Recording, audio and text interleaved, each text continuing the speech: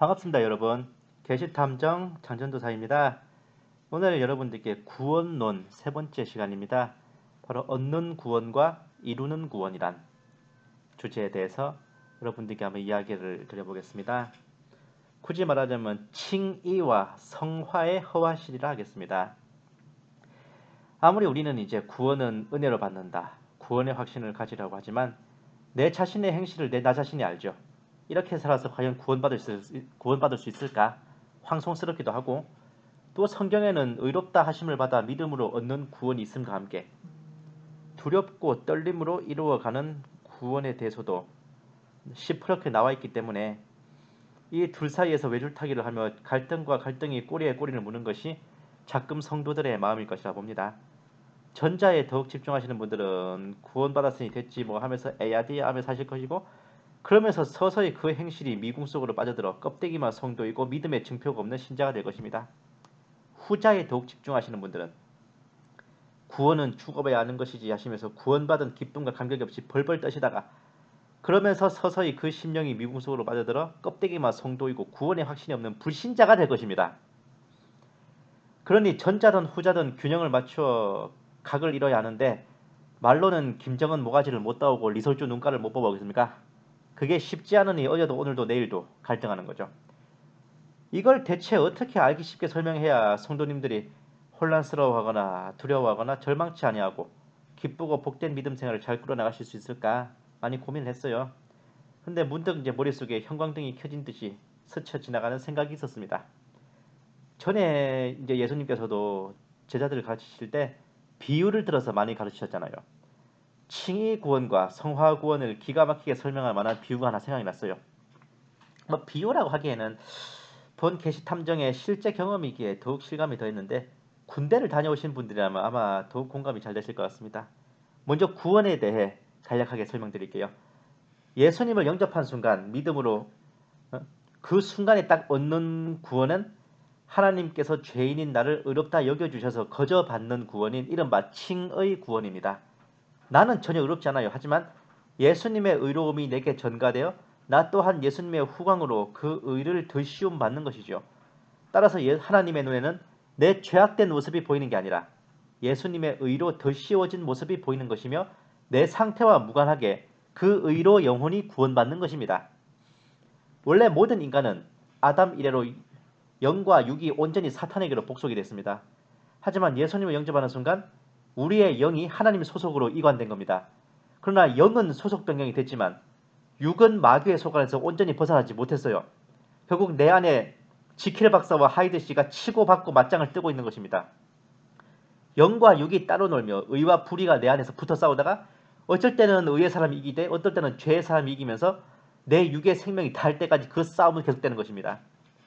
하지만 영이 하나님 소관으로 바뀌었기 때문에 이제는 내 자아가 전에는 온전히 나를 주관하였다면 이제는 내 안에 그리스도께서 사시고 성령님께서 임재하셔서 나를 주관하고 계시기 때문에 이전처럼 내 육의 행실이 완전히 사탄의 수하에서 놀아난 게 아니라 치열한 갈등을 벌이게 됩니다. 그렇게 성령님의 주관하심으로 서서히 하나님의 사람답게 변화되어 가는 것이죠. 그 변화되어 가는 과정은 그 본인이 두려움과 떨림으로 긴장감을 갖고 제대로 중심을 잡고 의지를 다해 하나님의 뜻에 순복하느냐 아니냐에 달려 있습니다. 그게 좀 더 잘 되는 사람은 빨리 되고 느린 사람은 천천히 되는데, 그 버퍼링 과정이, 그 변화되는 과정이 내 행실과 의지로 이루어가는 이른바 성화구원입니다. 이 성화구원은 내가 예수님을 영접한 순간부터 내 육신의 삶이 다하는 그날까지 이루어가는 것이죠. 내 영혼이 육신을 떠나는 순간에 완성되는 겁니다. 그러나 칭의 구원과 성화 구원 사이에서 우리가 명확하게 중심을 잡아야 할 것은 우리를 구원받게 하고 천당 가게 하는 근본적인 구원은 영혼 구원이며 칭의 구원입니다. 성화 구원은요, 엄밀히 따지면 구원 자체가 아니에요. 구원받은 자로서 완성되어 가는 과정이죠. 이미 우리는 칭의 구원을 받은 상태에서 우리의 신분이 바뀌었습니다. 이거 잘 들으셔야 돼요. 우리의 상태가 의인으로 바뀐 게 아니라 우리의 신분이 바뀐 겁니다. 하지만 우리가 신분은 바뀌었지만 아직도 옛날 그 모습은 가지고 있기 때문에 이제는 구원받은 자로서 완성되어 가는, 이제 구원받은 신분에 맞는 자세를 갖추어가는 과정이 바로 성화구원이죠. 다시 말해서 이미 너는 의롭다라는 인증샷은 받아놨어요. 인증을 받은 후 부랴부랴 준비하고 연습해서 의로운 사람에 맞는 자세를 닦아나가는 것입니다.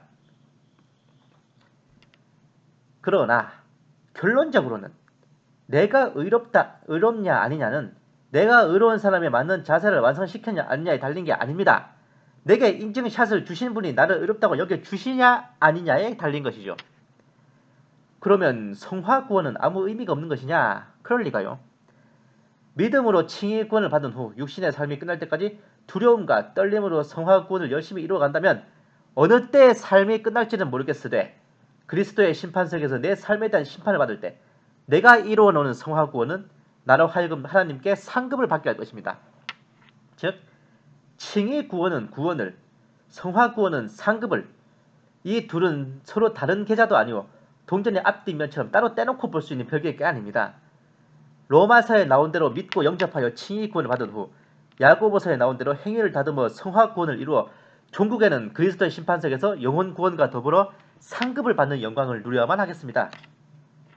칭의 구원을 받았다고 성화구원을 가볍게 여기는 그런 구원파 같은 생각을 갖고 있다가는 그리스도의 심판석에서 면류관은커녕 정말 살려는 드릴 게만 받아내는 부끄러운 구원을 받을 수 있습니다. 그리고 성화구원이 뭐라도 플러스가 아니라 마이너스라면요.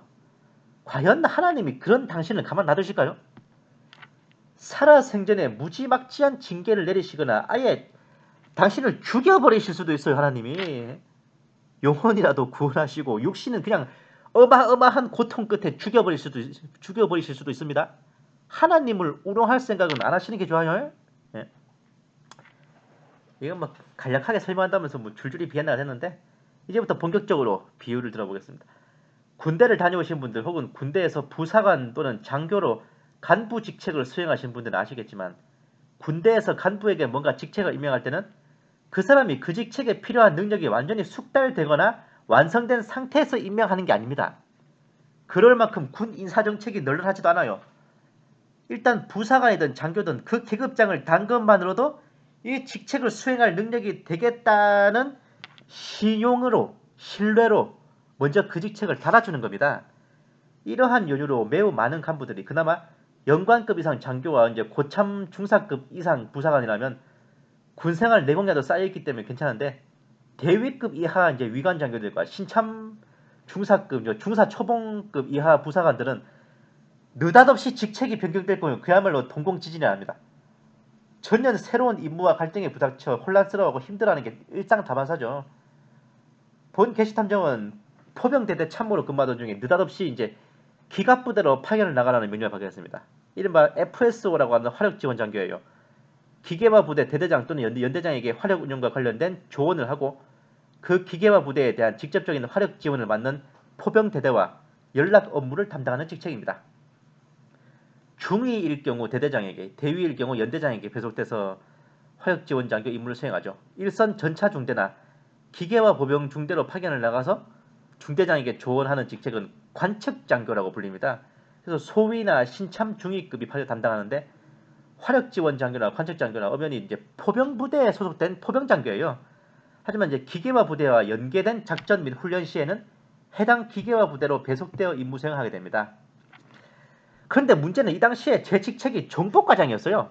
이게 보안 업무를 맡고 비문이나 만지고 있다가 느닷없이 기계화 보병 연대장에게 배속되어서 화력 지원 장교 임무를 수행하라는 날벼락 같은 소리를 들었으니 저는 깝깝하죠. 예? 엎친 데 덮친 격으로 이제 보안 업무를 너무 오래 하다 보니까 이거 화력 운용이나 포병 전술 운용 이런 게 대해서는 거의 다 머릿속에서 포맷되어 든 상태였습니다. 그런 마당에 그것도 대위가 육군 대령 앞에서 뭔 수로 화력 운용을 조언을 할까? 동공의 지진이 일어났죠. 하지만 대대장님의 인장이 찍힌 보직 명령이 난 이상 세상 없어도 저는 모 기보여단 화력지원장교로 발령이 나버렸고 제게 그 직책을 수행할 뭔 뾰족한 수는 없었지만 대한민국 육군의 모든 문서에 저는 그 직책명으로 등재되어 있었습니다. 당연히 파견을 나간 기계화 부대에서는 제 임사명령서에 제가 그 직책으로 등재되어 있으니 당연히 제가 그 직책을 수행하는데 무난하리라 믿어 의심치 않았건만 아시다시피 직책만 달았고 그 직책을 수행할 능력은 좀 시큰둥해요. 저는 그야말로 직책을 단 순간부터 그 임무 수행 능력을 만들어 가야만 했습니다. 마주치는 일마다 호응이 선상님 살아계실 적에 일은 없었는데 소리가 절로 나왔고, 건드리는 일마다 속속들이 그르쳐서 오미 선상님 소리가 절로 나왔습니다. 나중에는 부흥이 바위 쪽으로 함께 가자는 노장의 속삭임이 들려오는 지경에 이르기도 했지만, 그래도 저를 믿고 직책을 달아 파견을 보내신 대대장님을 실망시켜드릴 수 없었어요. 저를 믿고 임무를 맡겨준 이쪽 부대 사람들을 실망시킬 수도 없었습니다. 그래서 결국 죽을 액을 때는 셈 치고 노력을 해봤어요. 하지만 솔직히 말씀드리면 그 직책 수행 능력은 작전이 끝나고 그 직책의 임기가 끝나는 그날까지 완성이 못 됐습니다. 제가 생각해도 저는 썩 유능한 화력지원 장교가 아니었고, 제가 지휘관이라도 저 같은 참모를 안 쓸 것 같았어요.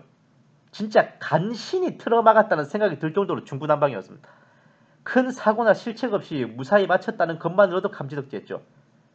그렇게 임기가 끝나 원소속 대대로 복귀를 했고, 대대장님은 수고했다고 해주셨지만 저는 마음이 좀 씁쓸했습니다. 그런데 저는 처음으로 깨달았습니다. 제가 임무 수행을 잘했고 못했고는 제 마음이 결정하는 게 아니라 그걸 평가하는 지휘관이 결정하신다는 걸요. 겸손 떠는 게 아니라 제가 생각하기에도 못했어요, 일을. 임기 끝난 날까지 이거에 숙달이 못 됐었거든요. 근데요, 짠! 그 여단장님의 명의로 내려진 표창장에는 저에 대해 이렇게 평가하고 있었습니다.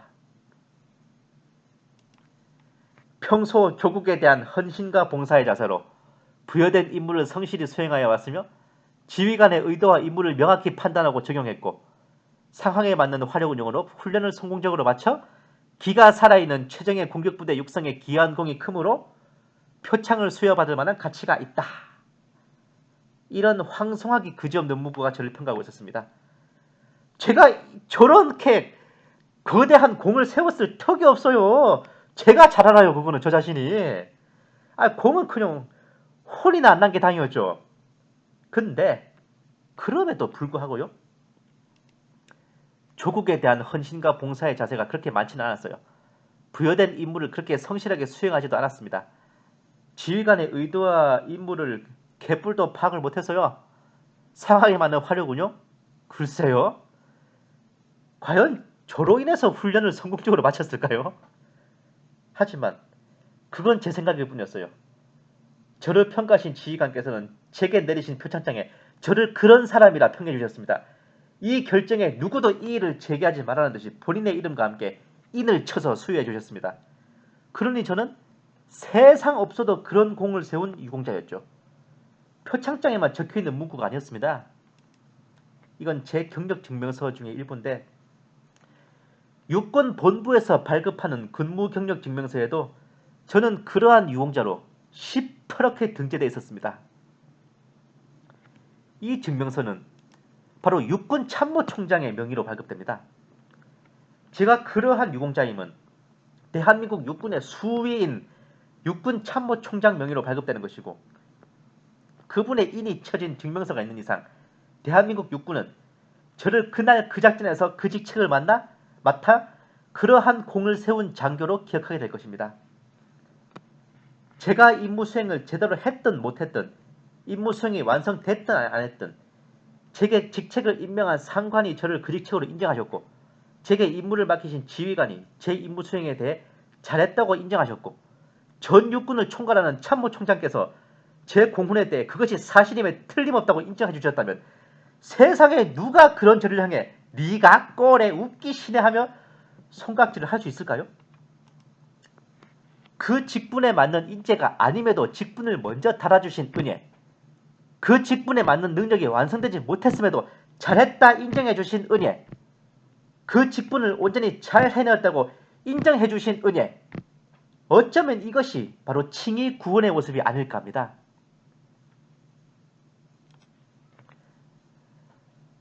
그리고 직분을 받은 날부터 임기를 마친 날까지 이리 부닥치고 저리 튕기며 임무 수행을 하는데 동분서주했던 그 모든 과정들이 바로 성화 구원의 모습이겠죠.